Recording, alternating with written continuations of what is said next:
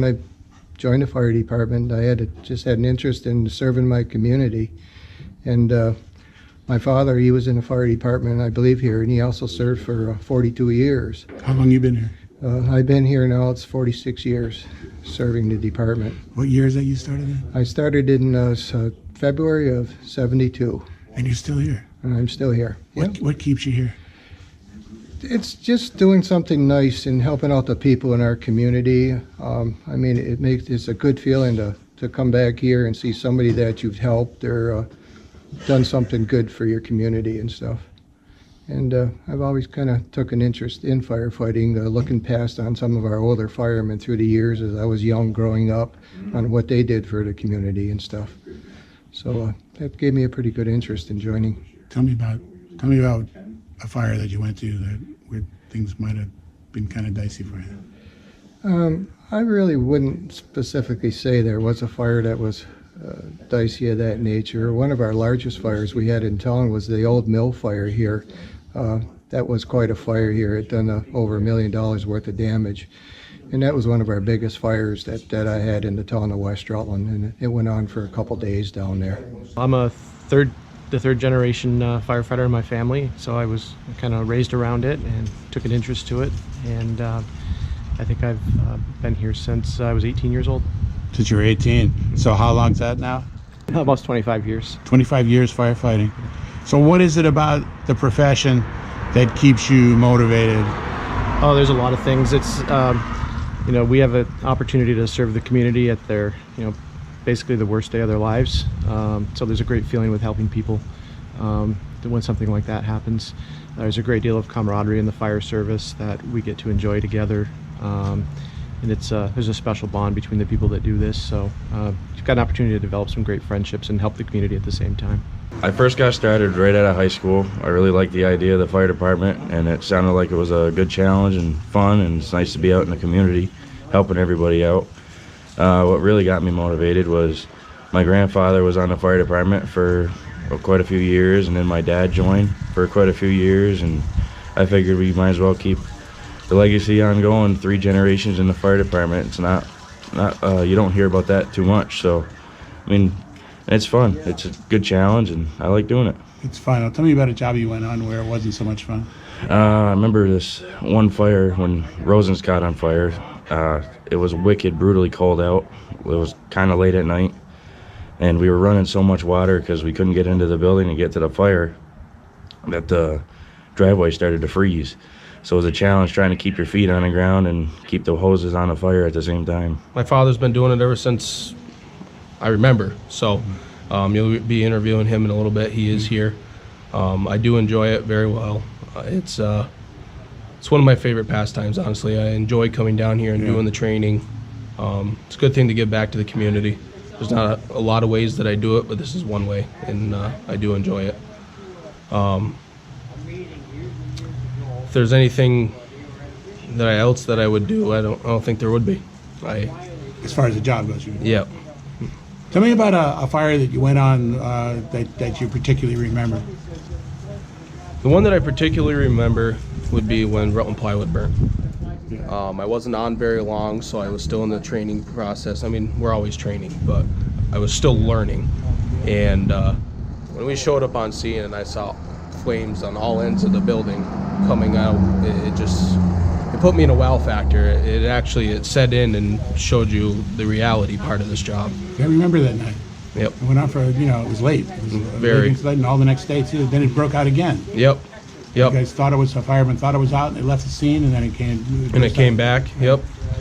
And it was so did you go out both times? Oh, I was there both times. Yep. The last time I was there it was pretty close to 24 hours.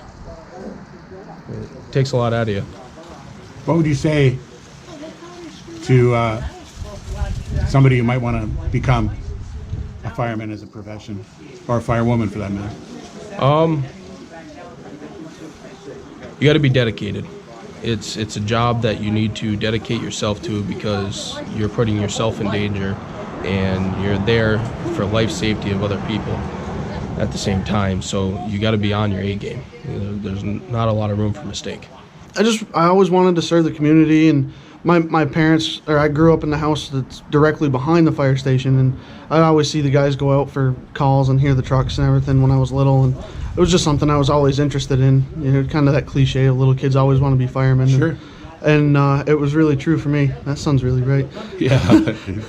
Probably the first fire I was ever on, real fire I was on that had a lot of property damage, you know, was in Clarendon.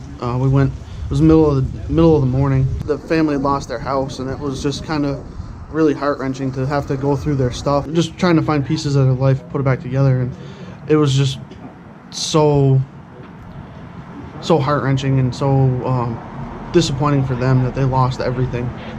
What would be your advice for somebody who wants to become a firefighter? I would say if it's your desire, then go for it and definitely do it. It's something I would never give up. Something I'm very glad I did, and I went to college to be a fireman. I have an associate's of applied science and fire science, and I would really encourage anybody who has the desire to be a fireman to go head first and do it. I was always intrigued by it, and I started to get into it and really pay attention to what my friends were doing. And one of my friends was on the fire department, and I really just took an interest in it, and took off from there. Well, you seem kind of a young guy. How old are you? I'm 25. 25. So you're just getting started in your career. Yep. You ever consider in the time you're a firefighter, you think, oh, this isn't working for me, I want to do something else? No, I love it. I mean, I really enjoy it.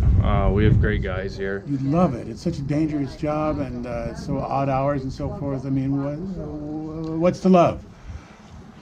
Just the rush, and you know, we're family here, so we have each other's back. And we provide for our community, and that's where the joy comes from. So there is a lot of adrenaline and running into a burning building. there is, you know, and some of us kind of do it for that, but it's more about taking care of our hometown. I moved in the town of West Rutland in 1999 and just wanted to give back to my community. I mean, to me, to be able to go out and help my community in a time of need is important. Been doing it for 17 years, almost 18 years. Yeah. 18 years this spring, and hopefully I got another 5-6 good years left in me, and At least. I hope so. I've had some health issues, but thank God everything's worked out, and I'm still able to do it. I'm not quite as quick as I used to be, but I do what I can do. Tell me about one job you went out on a fire there, or a rescue that left an impression on you. Probably the mill fire we had here in town. That was probably the biggest fire West Rutland's ever seen. We were probably 2 or 3 days overall on that fire. I stood at the truck pumping water for about 14 hours straight. Oh my God. And my brain was fried. I don't think I've ever been so tired in my life, but it was very rewarding at the end. Nobody got hurt.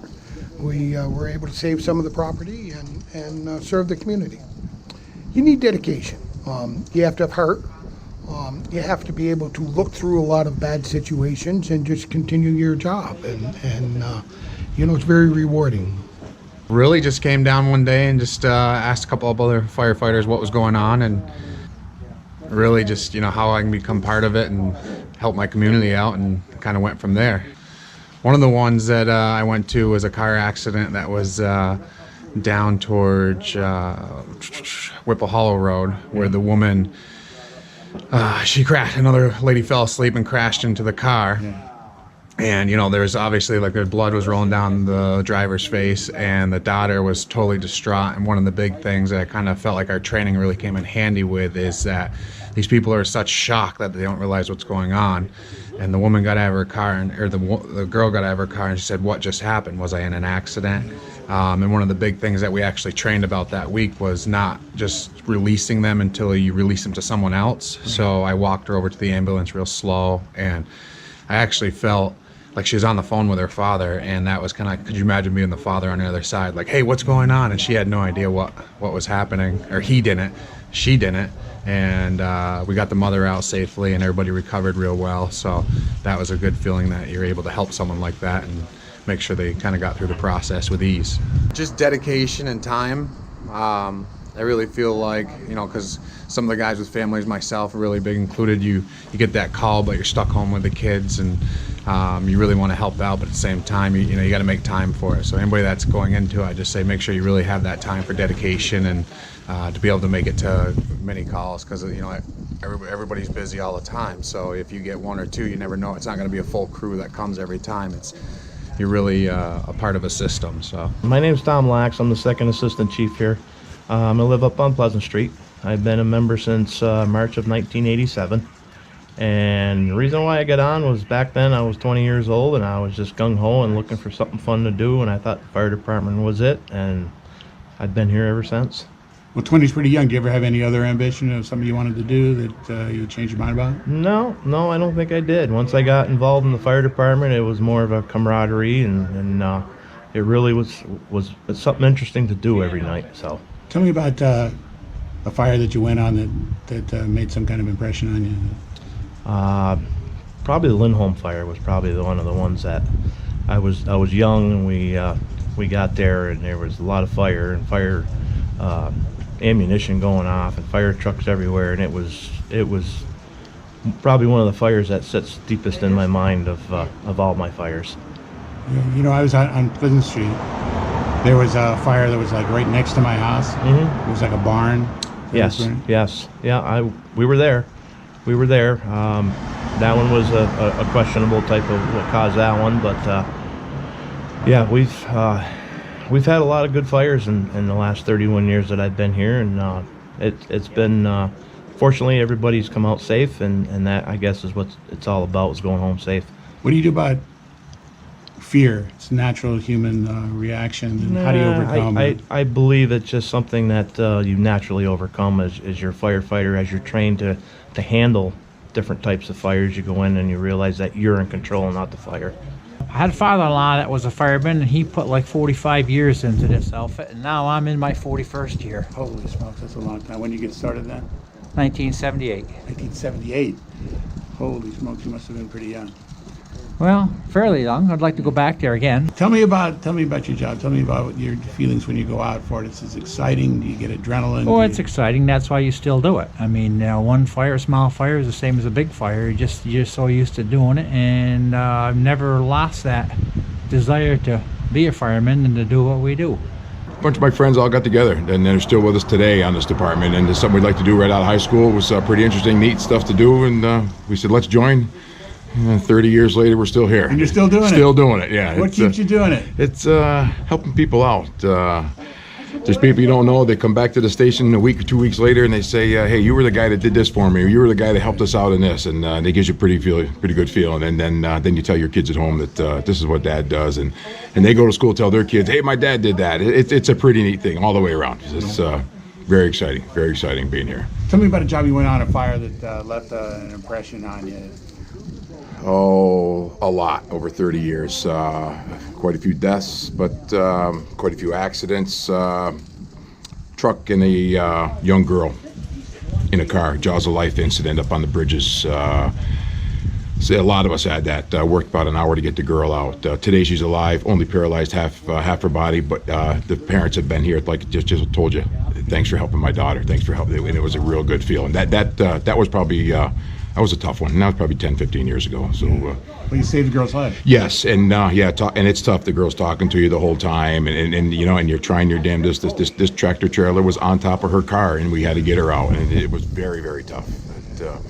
But a good feeling. You know, she's out, and she has a family today, and she's doing the best she can, and that's more power to her. I commend her for that. So there's a lot of schooling involved today, but you get by that schooling, and you learn. It's you just don't come out of school and then you're right there, know everything. It takes a lot of time. You get a little patience involved, and as time goes on, there's more trust with our officers, and you get to do a little more. You get to do a little more, and the gratefulness and the good feeling is it's great. So a young man getting involved today, a young woman getting involved today, encourage it, highly encourage it. Be a good time. Yeah.